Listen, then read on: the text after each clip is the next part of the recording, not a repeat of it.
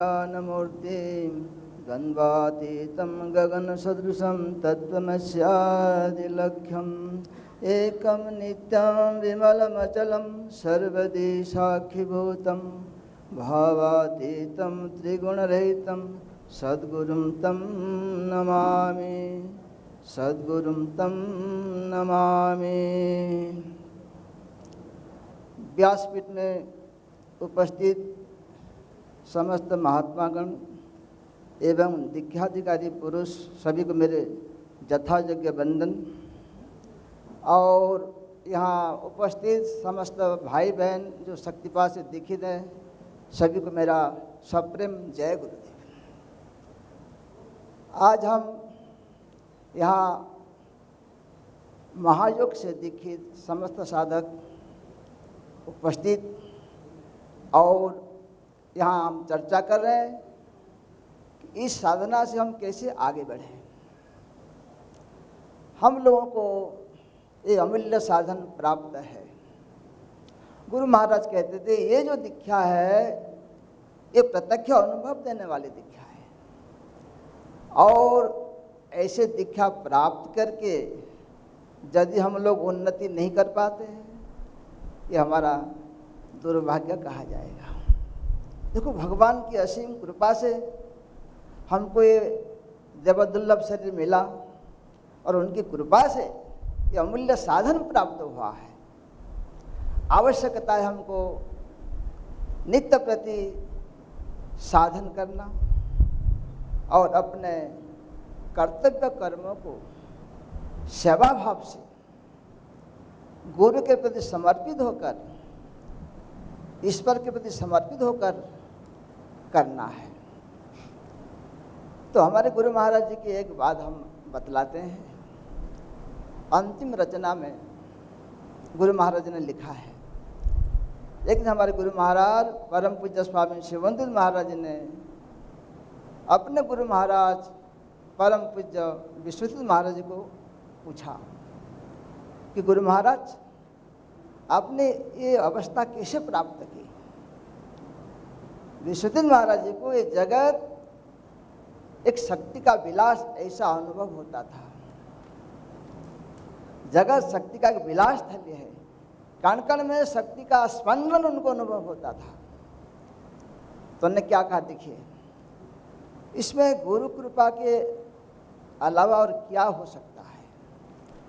गुरु महाराज जी ने जो कहा हमने वो किया, जो छोड़ने को कहा हमने छोड़ दिया, जो पकड़ने को कहा हमने पकड़ा।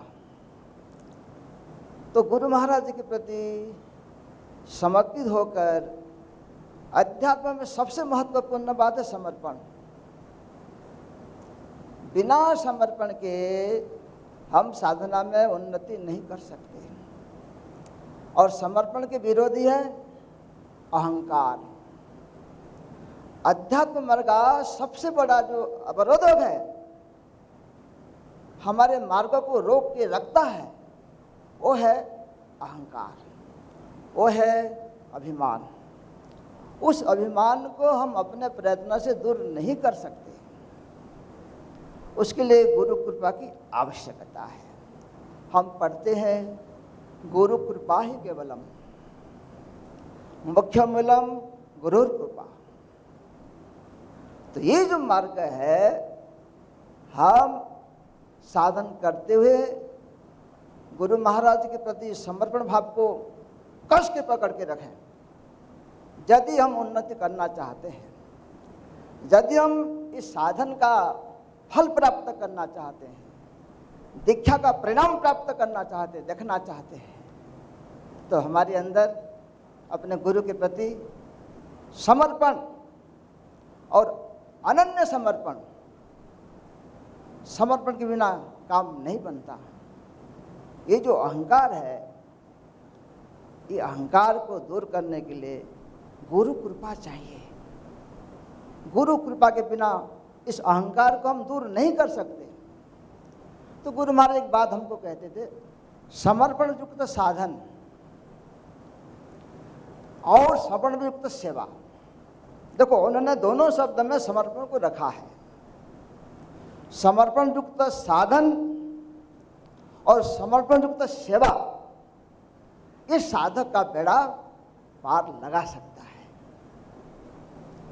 तो हम लोग गुरु के प्रति समर्पण भाव को कस के पकड़ के रखें और उनके बतलाए हुए मार्ग पर उनके जो उपदेश है, जो आदेश है, उसको जी जान से करने का प्रयत्न करें।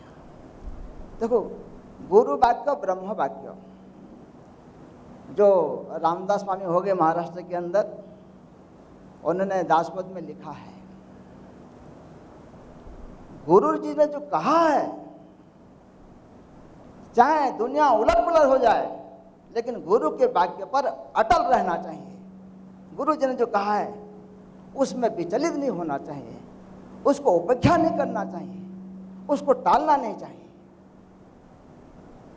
तब जाकर के गुरु की कृपा हम प्राप्त कर पाएंगे, क्योंकि गुरु की कृपा के बिना हम तो आगे बढ़ नहीं सकते।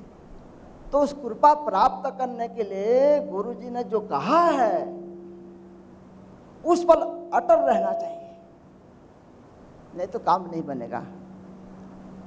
ये तो बातों का विषय नहीं है, करने का विषय है। जो अध्यात्म का विषय है, करने का है।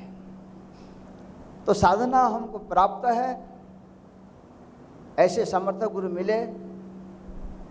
हमारा कर्तव्य है नित्य प्रति हर रोज जो ब्राह्म मुहूर्त का समय है 4 से 6, साधन के लिए अपने आलस, निद्रा, प्रमाद सबको त्याग कर साधन में लग जाना चाहिए।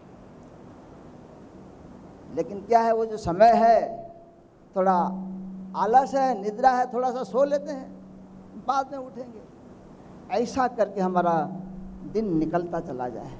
देखिए, ध्यान रखिए, जो समय है वो जा रहा है, आ नहीं रहा है। तो एक एक क्षण का समय हमको उपयोग करना है। एक एक क्षण महत्वपूर्ण है। हमारा एक क्षण जो चला जाता है, हमारा मृत्यु की ओर हम बढ़ रहे हैं। इस बात को हमको ध्यान रखना चाहिए। हमारे गुरु महाराज किसी का समय बिगाड़ते हुए देख करके उनको सहन नहीं होता था। अब नए नए आए थे तो हम उस समय फीके कपड़े पहनते थे, तो जो लोग आते हैं आश्रम में थोड़ा सा पूछते हैं, भाई आप पहले कहाँ थे, गुरु महाराज जी कैसे मिले, यहाँ कैसे आए। तो मैं बात कर रहा था, गुरु महाराज जी आके सामने खड़े हो गए, बोले देखो तुम अंग्रेजी समझते हो, देखो तुम्हारा रास्ता अलग है, इनके रास्ता अलग है, समय मत बिगाड़ो। ये 86 की गुरु महाराज की कोई भी बात अभी भी हमको याद है और हमारे सामने है। उन्हें सीधे, तुम्हारा रास्ता अलग है, इनके रास्ता अलग है, ऐसा समय मत बिगाड़ो। तो इस समय का हम साधक हैं। देखो, हम जितना लोग यहाँ बैठे हैं सब साधक हैं। तो हमारा जीवन एक साधक की तरह होना चाहिए। केवल नाम मात्र से साधक बनने से काम नहीं चलेगा। नित्य प्रति साधन और जो हमारा कर्तव्य कर्म है। हम जब नए नए आए थे, गुरु महाराज जी कहते देखो, आश्रम के अंदर झाड़ू लगाना, पोछा लगाना, बर्तन साफ करना, लैट्रिन बाथरूम साफ करना, भोजन बनाना, मंदिर में आरती करना, बगीचे में काम करना, बाजार जाना, बोले सब गुरु सेवा समझ करके करना है। वो कहते थे जिनको बाहर से झाड़ू नहीं लगाना आता ठीक से, वो अपने चित्तों को क्या शुद्ध करेगा। तो हमारा झाड़ू लगाना भी एक साधना के अंतर्गत है। तो हमारा व्यवहार शुद्ध होना चाहिए। व्यवहार शुद्धि की उपेक्षा करके हम साधन में आगे नहीं बढ़ सकते। क्यों? यदि हमारे व्यवहार शुद्ध नहीं है, संस्कार संचय का क्रम चालू रहेगा। हम 8-10 घंटा काम करते हैं और 2 घंटा साधन में बैठते हैं। 2 घंटे में जितने संस्कार क्षीण होंगे, इससे तो हम ज़्यादा इकट्ठा कर लेते हैं। यदि 8 घंटा हम संस्कार इकट्ठा करते हैं और 2 घंटे में जो क्षीण होता है, तो हमारा चित्त कब शुद्ध होगा। इसलिए गुरु महाराज जी कहते हैं सबसे पहला कार्य है संस्कार संचय के क्रम को रोकना है। ये महत्वपूर्ण कार्य है। और वो जो महत्वपूर्ण कार्य है, निष्काम भाव से, सेवा भाव से, गुरु के प्रति समर्पित होकर करना है। तो ये गुरु महाराज कहते हैं कठिन काम है। संस्कार के संचय के क्रम को रुकना, सेवा भाव से करना, गुरु के प्रति समर्पित होकर करना, बोले ये कठिन कार्य है। आलती पालती मार करके 2-3 घंटा बैठाना जो आसान है, ये कहते थे गुरु महाराज। 2-3 घंटा आलती पालती मार करके बैठ जाना आसान है, लेकिन जो 8-10 घंटा काम करते हैं उसको निष्काम भाव से, सेवा भाव से, कर्तव्य बुद्धि से करके संस्कार के क्रम को, संचय क्रम में रुकना, बोले एक कठिन काम है। और इसके किए बिना हम आगे नहीं बढ़ सकते। तो हमको आगे बढ़ना है, ये दीक्षा का फल प्राप्त करना है, तो ये करना पड़ेगा। अपने को नित्य प्रति साधन, सेवा भाव और गुरु के प्रति समर्पण होकर के करना पड़ेगा। इसके अलावा हम आगे नहीं बढ़ सकते। इसलिए आप लोगों से हमारा निवेदन है कि नित्य प्रति साधन करिए। इसकी थोड़ा सा टाल मटोल नहीं चलेगा। देखो 4 से 6 जो 2 घंटा है आपके हाथ में है। उस समय आपको कोई नहीं बुलाएगा, कोई घंटी नहीं बजाएगा, कोई काम करने को नहीं बोलेगा, आपके हाथ में है। बाकी दिन भर तो आपको काम करना ही, जो भी करना है।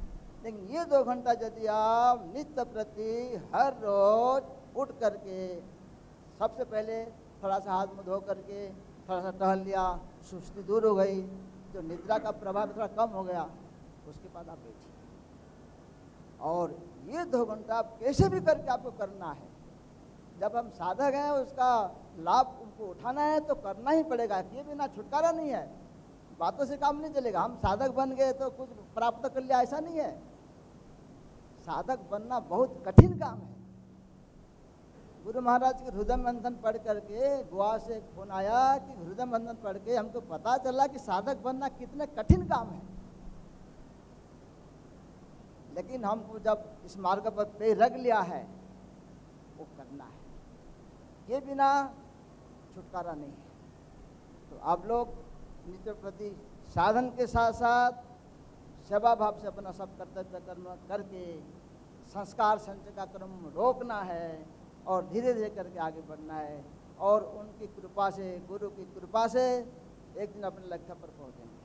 देखो गंगाधर तीर्थ महाराज जी ने जब काली किशोर को घर भेजा, उन्होंने ये बात कहा है, अपने इष्ट के प्रति, अपने गुरु के प्रति, अपने साधन के प्रति अखंड समर्पण भाव को धारण करते हुए कर्तव्य कर्मों को करते रहना।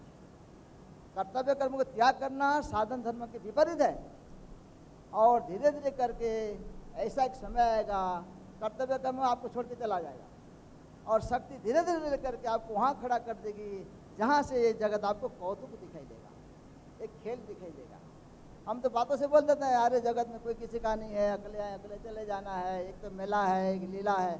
ऐसे कहने से काम नहीं चलेगा, ऐसा अनुभव होना चाहिए। तो जगत को एक मेला, एक लीला, मिथ्या कहना इतना आसान काम नहीं है।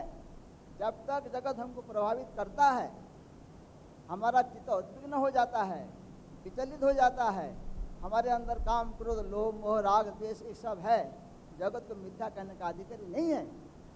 जिस दिन हमको जगत प्रभावित नहीं करेगा, समझो कि हमने कुछ कमाया और अपना साधक बनने का सार्थक हुआ। तो इतने बात करके समाप्त करें। श्री सद्गुरुनाथ महाराज की जय। इन चेतना